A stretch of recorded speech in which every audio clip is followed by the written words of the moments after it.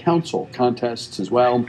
Nate Fleming is the district's shadow representative on Capitol Hill, and he's running for an at-large seat on the council. Welcome, and it's good to have you with us today. Yes, great to be with you. Good to have you here. Talk about why you're running. You are already an elected official in the District of Columbia. Why are you running for the D.C. Council? Well, basically, I think that at this time it's an urgent time, a critical time for the district. We need more thoughtful, more responsive, more energetic leadership on the issues that matter most to us. So having the opportunity to be from this city and become a lawyer, a law professor, an elected official, because of, frankly, the opportunities provided by the community, I think I have an obligation and a responsibility to do what I can to give something back and offer public service to the people here in the city. So I think I can do that on a broader level as an at-large city council member. Where did you grow up? Anacostia, D.C. And give us a sense of your background. You've already alluded to it a little bit. Well, essentially, single mother background. I'm a child of the 80s, mid-80s here in D.C., and I had an opportunity really through education. I went to Nanny Helen Burroughs School, St. Andrew's Episcopal School in Potomac, to have the educational opportunities that weren't reflective of my background. Since then, I went to Morehouse College in Atlanta, went to the University of California, Berkeley School of Law, and did fellowships at Harvard University and Yale University. So I understand that those that have opportunities have an obligation to use those opportunities to help others. Did you initially go to law school thinking you might one day be a lawmaker? Yes, I've always known that public service is an area where you can help a lot of people. It has a really broad impact. So I've always thought that the public sector would be a place where you can implement a lot of the theories that you learn in the education system. You alluded to this as being a critical time for the city. Yeah. Why do you say that? Well, I think we're beginning to define ourselves. So often in D.C., external factors define our government, whether there's corruption, things of that sort. But now we're going to be able to define our future for the city. And I think on so many issues, affordable housing, as it relates to education, economic opportunity, creating jobs, and government reform, we're going to really make some key decisions in the next coming years. And I want to be there to make those decisions for a broad sector of Washingtonians. Have voters made poor decisions? Well, I don't think you can really say voters have made poor decisions. I think sometimes we have to have better choices for the voters. And in this election, I want to offer voters a choice of thoughtful, a choice of innovative leadership that has a vision for this city. So often we have problems, but we're not innovative in our approaches to those problems. So I have specific legislative proposals that I want to do to move the city forward.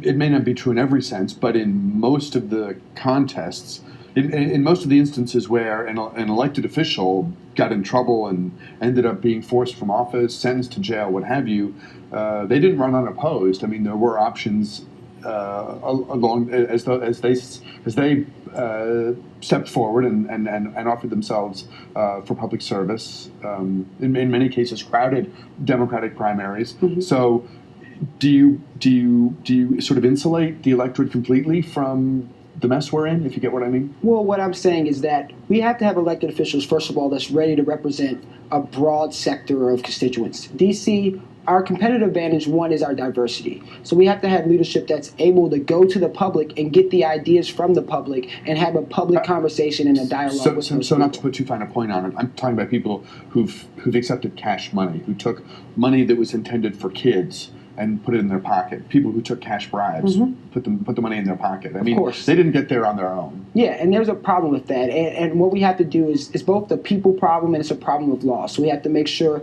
that we have a stronger system, a system that's a cleaner elections and for public financing of elections so that we can kind of limit the ability of special interests and corrupt actors to have a huge role in our public system. Would you have voted to censure Ward 8 Councilman Marion Barry, as many but not all members of the council did?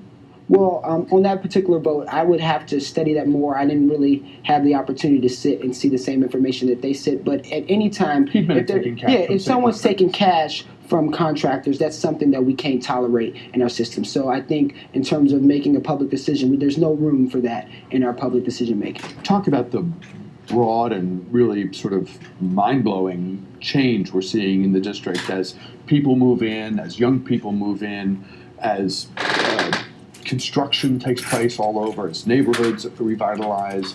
It's a moment of great opportunity, of incredible change.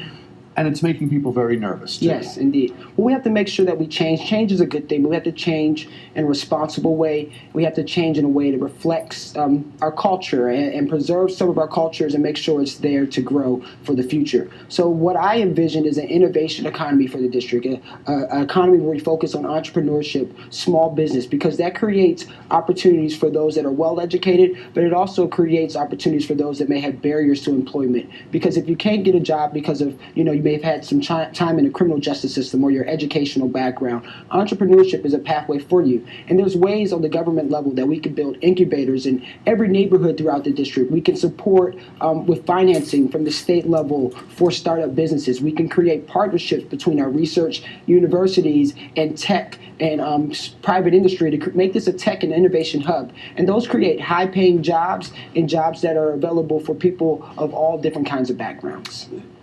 What a home costs, what an apartment costs, is largely a function of the market. Everyone's going to get the most they can get. If they're selling a home, they're going to get the most that someone will give them. If you got an apartment, any homeowner or landlord is going to get the most they can get.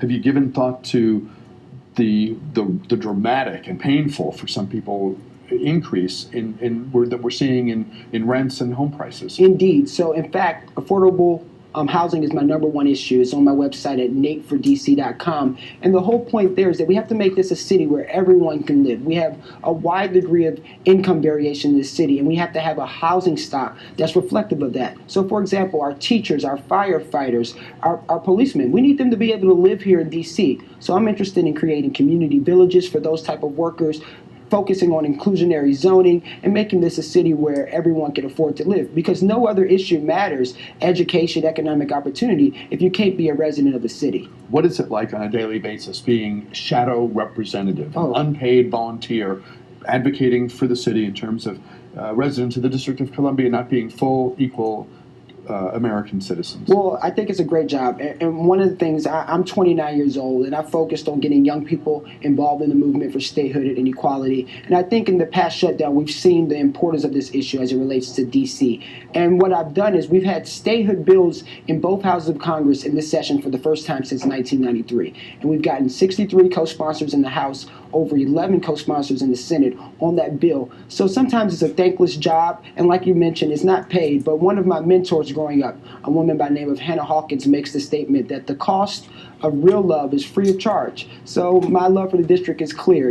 I've worked as an elected official, unpaid, building coalitions, working with Washingtonians of all types to focus on social justice and economic opportunity. And we just want to take that to a broader level at the council. Why in 2013 do you think, because this was an issue when I was a kid, which predates you by a long time, Not too long. Why in 2013 do we have 600,000+ Americans who pay taxes like anyone else, not full citizens? Well, a part of it is about the urgency of our leadership. We elect leadership here in the District of Columbia, and one of their charges is to fight for equality for the residents of the District of Columbia. So the same lack of urgency on this issue is connected to the lack of urgency on a number of pressing issues in the District of Columbia. Okay, why is the rest of the country not willing to embrace the citizens of its capital? Well, I don't think it's a matter of residents not willing to embrace us. We as leaders have to take the burden of taking the case out to the residents of America. And right now, I see the district leadership not taking the urgency on that issue. And Nate Fleming is the district shadow representative on Capitol Hill, now a candidate for the District of Columbia Council. Good luck on the campaign. Oh, and we'll be thanks for talking with having you me. again. Thanks for being here. Indeed. Back with a